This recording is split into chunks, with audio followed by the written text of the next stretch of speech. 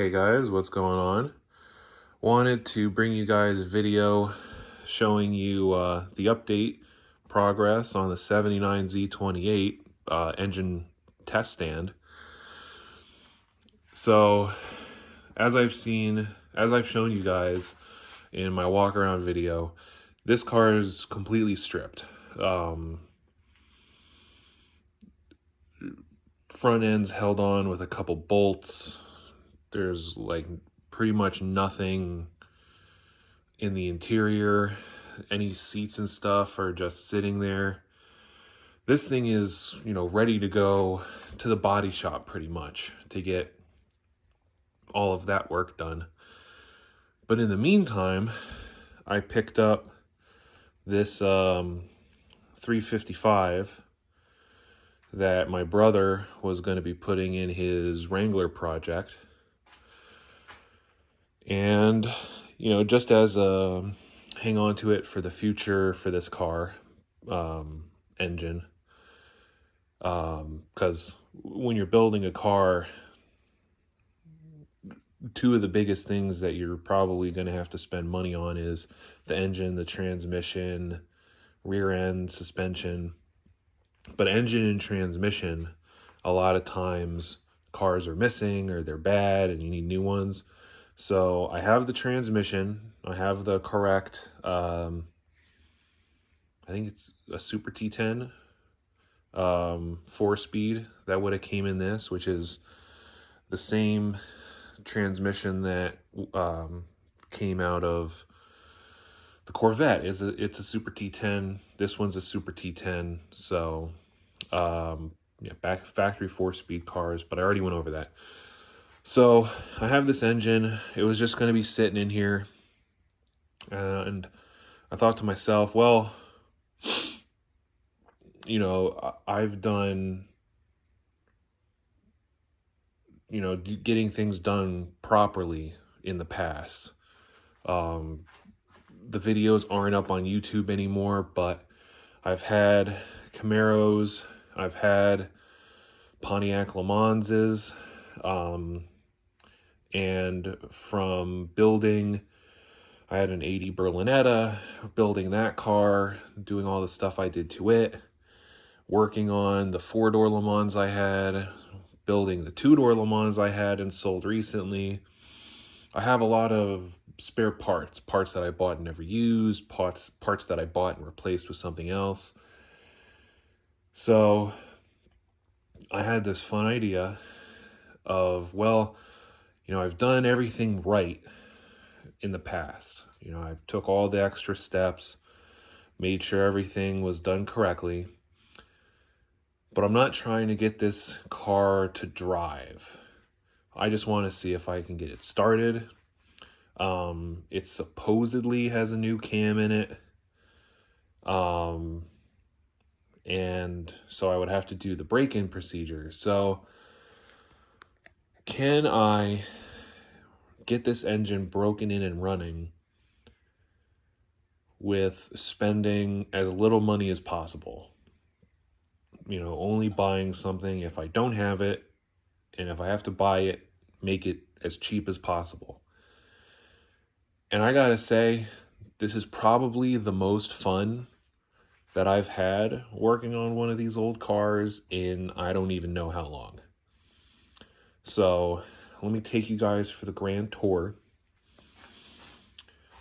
Starting off, we have this aluminum radiator that I just had hanging out in the parts stash.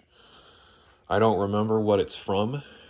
It's definitely old and it was full of junk, so I had to flush it out just from sitting.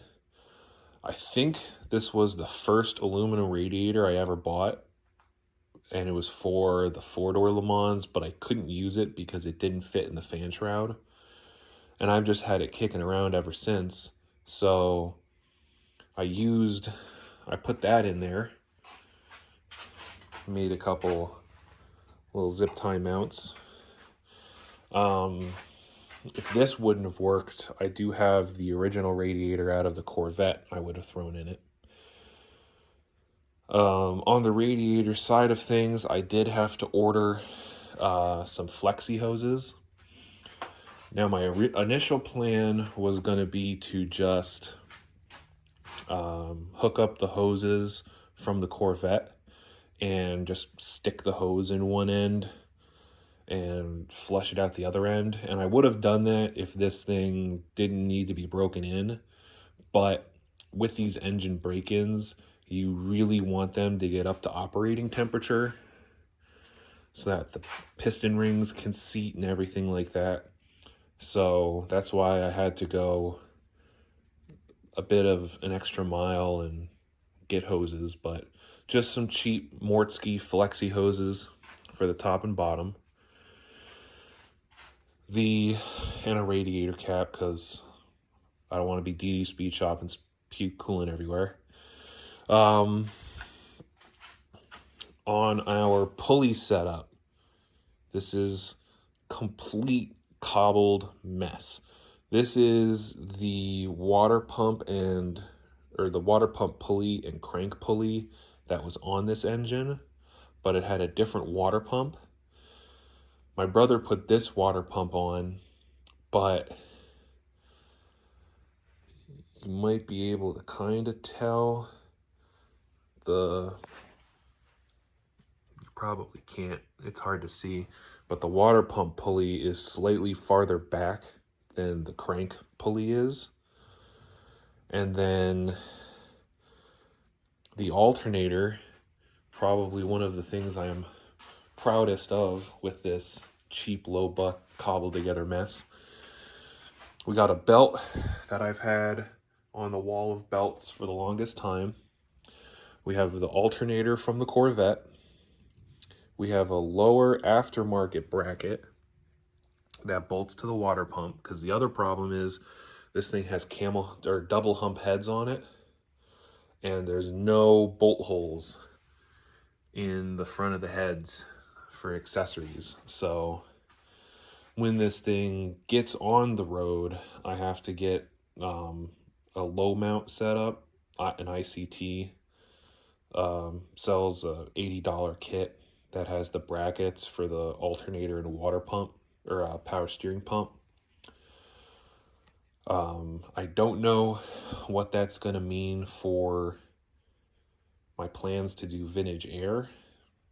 I'd have to do more research and see if there's a way to get the air compressor on with the double hump heads, but I mean, who knows? In the future, I might change the heads out anyway. But so yeah, we got all that. We have the upper mount bracket from the Corvette bolted to the water pump. And then to keep the alternator from flexing forward, we have a bungee strap. Yep. And then on the intake, which was all of this was on here when I got the engine. The carburetor probably isn't going to stay, but I'm going to use it for the break-in.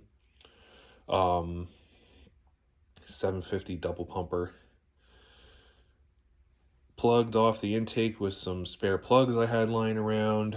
I have a whole bunch of gauge fittings for things like the oil pressure and temperature sender.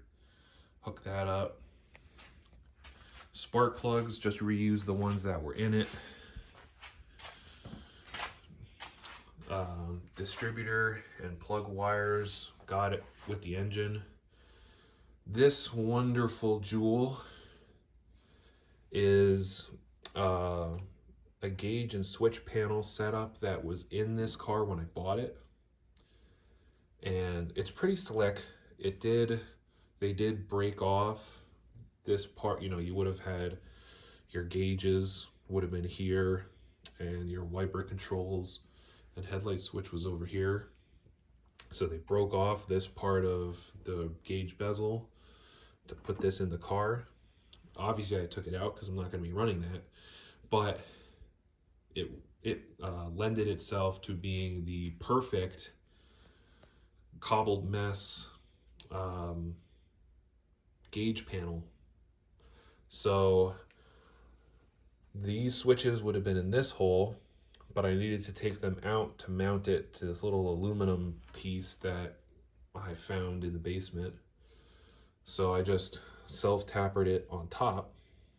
And so we'll have, our ignition switch and our push starter.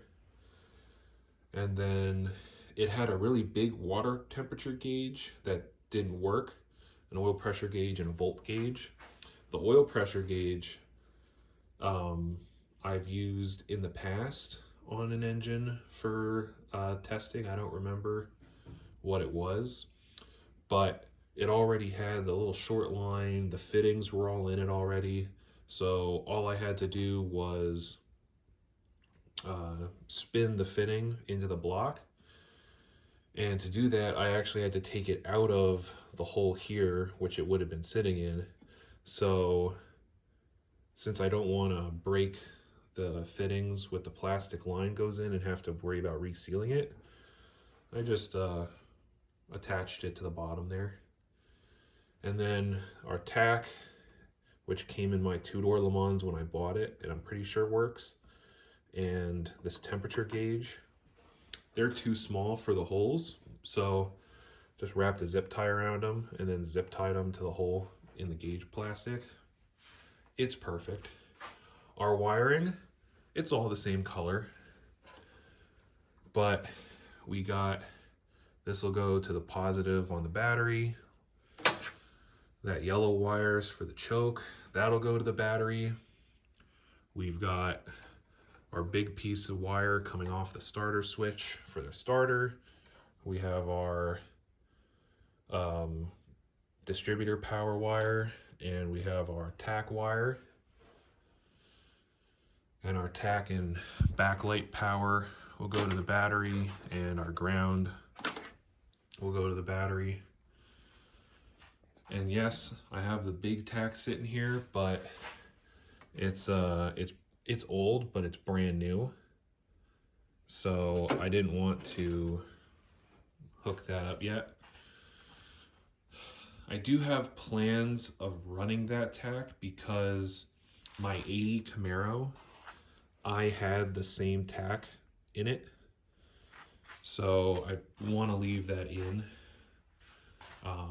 Potentially, I mean, this car does have the full gauges, so it would have the factory tack, but we'll have to see what's going to happen with that. But so yeah, we have all that on there. The engine is pretty close in time. The problem is it has one of these little cheapy aftermarket timing tabs on it, and it's not correct. Right now we're sitting at just about 16 degrees on that tab, but I think it's actually 8 because you hold your finger on the cylinder 1 and it stops pushing air right around 8 degrees before top dead center on that tab. So I think it's about 8 degrees or so too far out on the tab. So 16 on the tab should be about 8 degrees, I'm thinking, but it's just really rough. So we have it sitting at what I think is 8 degrees before top dead center. Once the oil gets in there and we prime the engine, stab the distributor in and all that stuff, run our wires. So yeah, so all of this you're seeing right here is $0. I did not have to spend money on anything that you see currently. It's all wiring that I had, just a whole bucket of spare wires for this purpose. The oil filter is a Wix Racing filter that I had bought years ago for my Pontiac, and it turns out it's actually for a Chevy engine. So, do I really need the Wix Racing filter? No. Do I have it and it's free to put on? Yes. So that's that. So the things I had to buy, we, like I said, had to order a radiator cap and radiator hoses. I had to order oil. I ordered a breather for that other valve cover just because I don't want to take it off. But if I have to, I will, because that valve cover is a bit dented. Um, that's pretty much it.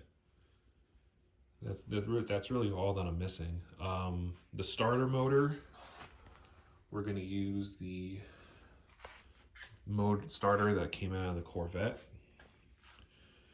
If it is gonna work, I mean, this thing's supposedly some spicy 355, and it definitely feels like it's a bit of a pain in the butt to turn. So we'll hopefully that starter motor can get the job done. But and the exhaust, I oh we ordered like a $10 little cheap clicky clack or fuel pump off of Amazon.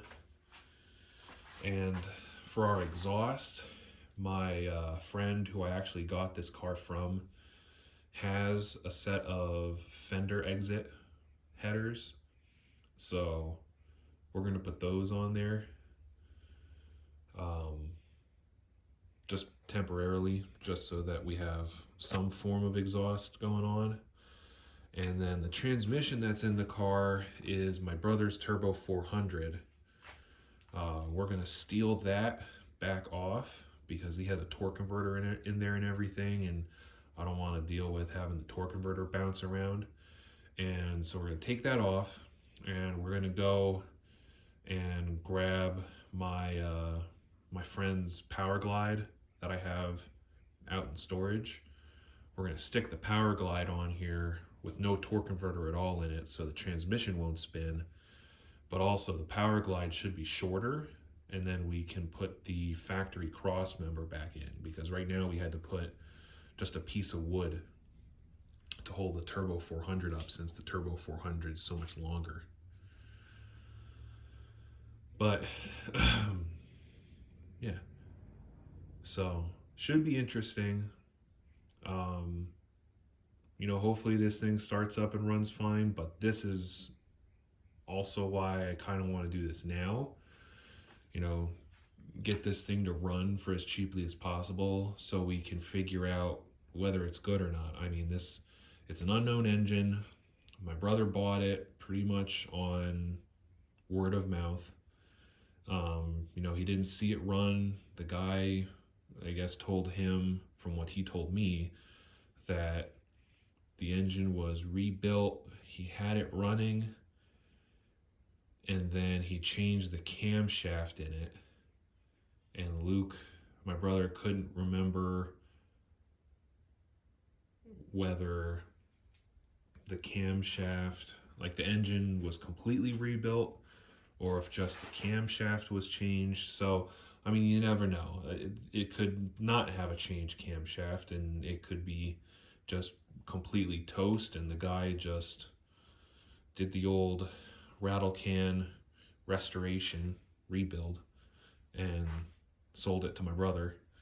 So we'll have to see. I mean, Luke had looked in the engine once he got it home, and the top of the pistons look good, and they're 30 over pistons that are in there. And I mean, it looks clean, but pulling out the spark plugs, the plugs are all fresh looking. They have some overspray on them, but they're all pretty much newish. But the ends of the plugs look like they've been fired. So, and they all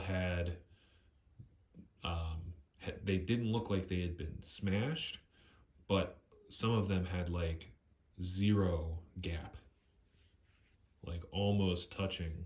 So we'll see. I mean, again, getting it running for free, It's also barely in there. I mean, we got one bolt just pushed through that motor mount. This motor mount isn't quite sitting down all the way. We won't have the transmission hooked up to the thing, but again, we're not doing any pulls. We're not going to be like revving the engine nuts so it flips out of the engine bay. But just to get it started, to see if this engine's good. You know, this way I don't wait however many years it's going to be before this car is actually ready to get put back together and get down the road. And then I go to start the engine and find out that it's a pile of cobbled together junk. If it's junk, we'll pull it out and we'll see what we're going to do. You know, I have looked up the numbers. It's just a run-of-the-mill 350 block, 2-bolt main. From like the numbers, the casting number runs from 69 to 85 or 87, I think. So it's a run-of-the-mill engine, 350. It's just been bored 30 over, which makes it a 355. But if there's something wrong with this engine, we've got a lot of parts on here, and we'll be able to make 1 out of 2 possibly. You know, depending on what's wrong with this, I could either have this one rebuilt, or I have a just a short block 350 that's not been bored, but it's a 4-bolt main, 1-piece rear main seal, factory roller block. So we'll have to see. But hopefully we get this thing fired up, break it in. It has a Lunati camshaft in it, supposedly, all that good stuff. Hopefully it just runs fine, and we've got a good little spicy engine for the future. So with that, I will see you guys in the next update, because we're going to make this little series doing the intro. Then we'll do pretty much once it's all together ready to fire, and then we'll do the fire up video. So catch you guys later.